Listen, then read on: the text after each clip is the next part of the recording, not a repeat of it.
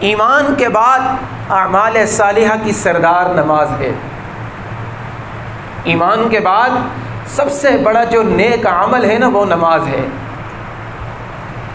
اور قیامت کے دن سب سے پہلے نماز کے متعلق سوال ہوگا۔ جناب رسول اللہ صلی اللہ علیہ وسلم نے ارشاد فرمایا کہ جس آدمی کی نماز صحیح نکل آئے گی نا اس کے باقی اعمال بھی صحیح نکل آئیں گے۔ جس آدمی کی نماز صحیح نہیں ہوگی اس کے باقی اعمال بھی صحیح نہیں ہو سکتے۔ حضرات صحابہ کرام فرماتے ہیں کہ صحابہ کرام کے اندر کوئی عمل بھی کفر کے برابر نہیں سمجھا جاتا تھا سوائے نماز چھوڑنے کے۔ نماز چھوڑنے کو کفر کے برابر سمجھتے تھے صحابہ کرام۔ پھر جناب رسول اللہ صلی اللہ علیہ وسلم نے ارشاد فرمایا کہ جس آدمی نے نماز چھوڑ دی نا اس کا کتنا بڑا نقصان ہوا، فَكَأَنَّمَا وُتِرَ أَهْلُهُ وَمَالُهُ، اس آدمی کا اتنا بڑا نقصان ہوا ہے کہ گویا اس کا گھر اور اس کا مال ختم ہو گیا۔ گھر بھی ختم ہو گیا، بچے بھی ختم ہو گئے، رشتہ دار بھی ختم ہو گئے، اور اس کا مال بھی ختم ہو گیا۔ دنیا کے اندر جس آدمی کے پاس یہ دونوں چیزیں نہ ہوں سب سے زیادہ اس کو حقیر سمجھا جاتا ہے، سب سے زیادہ اس کے ترس کی نگاہوں سے دیکھا جاتا ہے اس کو کہ یار اس بیچارے کے پاس تو کچھ بھی نہیں ہے، گھر نہیں ہے، مال تو ہوتا، مال بھی نہیں ہے، گھر بھی نہیں ہے۔ اور جناب رسول اللہ فرما رہے ہیں کہ مفلس وہ نہیں ہے، غریب وہ نہیں ہے کہ جس کے پاس مال نہ ہو، جس کے پاس گھر نہ ہو، جس کے پاس بچے نہ ہو، نہ وہ غریب نہیں ہے۔ غریب وہ ہے کہ جس کی نماز چھوٹ جائے۔ اس لیے میرے عزیزو اپنی زندگی کے اندر نماز کو لے کر آئیں۔ نماز کی خاصیت اللہ نے بتائی، ان الصلاۃ تنہا عن الفحشاء والمنکر، بے شک نماز بے حیائی اور برائی کے کاموں سے روکتی ہے۔ جس آدمی کی زندگی کے اندر نماز آ جاتی، نماز وہ ساری برائیوں سے رک جاتا ہے۔ یہ نماز کی خاصیت ہے۔ ایک آدمی کے اندر بری عادت ہے اور وہ چاہتا ہے کہ میں بری عادت کو چھوڑ دوں، کسی بھی گناہ کے اندر مبتلا ہے۔ ہر آدمی کو پتہ ہوتا ہے کہ وہ کون سے گناہ کے اندر مبتلا ہے۔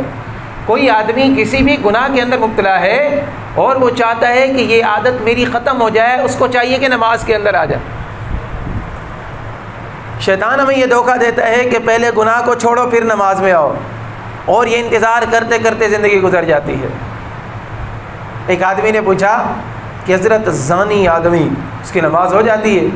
اب زانی آدمی کی اگر ہم کہیں نماز نہیں ہوگی تو نہ مسجد کے اندر آئے گا، نہ اس کا دل نرم ہوگا، نہ اللہ کے توبہ کرے گا، اسی طرح پھر زندگی اس کی گزر جائے گی۔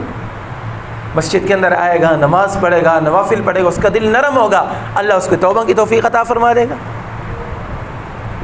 اس لیے میرے عزیزو اپنی زندگی کے اندر نماز کو لے کر فقہاء اکرام نے، آخری بات کر رہا ہوں، فقہاء اکرام نے کسی مسلمان کے بارے میں یہ نہیں لکھا ہے کہ اس کو مسلمانوں کے قبرستان میں دفن نہ کرو، کسی مسلمان کے بارے میں نہیں لکھا ہے۔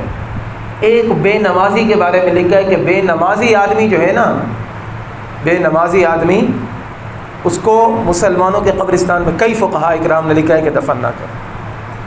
ائمہ ثلاثہ، امام احمد بن حنبل، امام شافعی، امام مالک رحمہ اللہ تعالی، وہ فرماتے ہیں کہ جو آدمی نماز نہ پڑھے اس کو قتل کر دو، اتنا بڑا گناہ ہے۔ اور امام اعظم ابو حنیفہ رحمۃ اللہ علیہ فرماتے ہیں کہ جو آدمی نماز نہ پڑھے اس کو جیل کے اندر قید کر دو، یہاں تک کہ وہ توبہ کر لے، نماز شروع کرے، ورنہ جیل کے اندر سڑ اور مر جائے وہ۔ اس نے اپنی زندگی کے اندر نماز کو لے کر آئے، اور نماز کے اوپر اللہ نے بڑے انعامات رکھے ہیں۔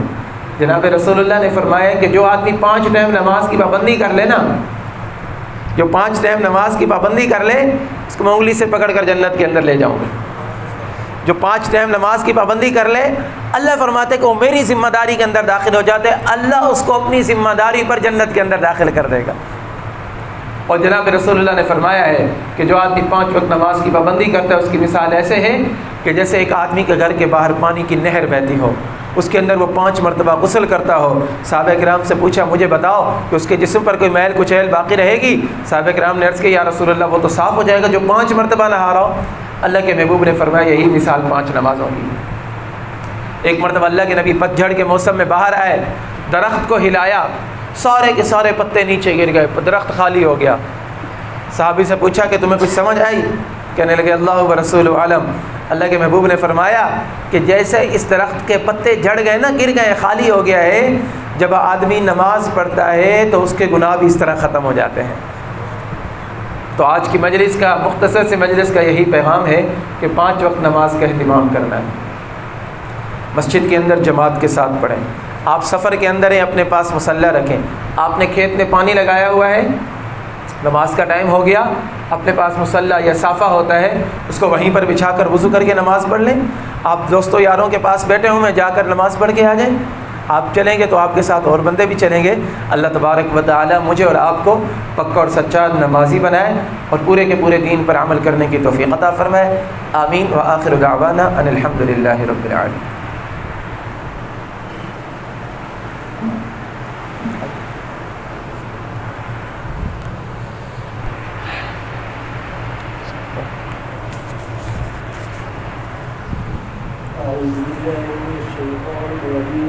بسم الله الرحمن الرحيم. لقد جاءكم رسول من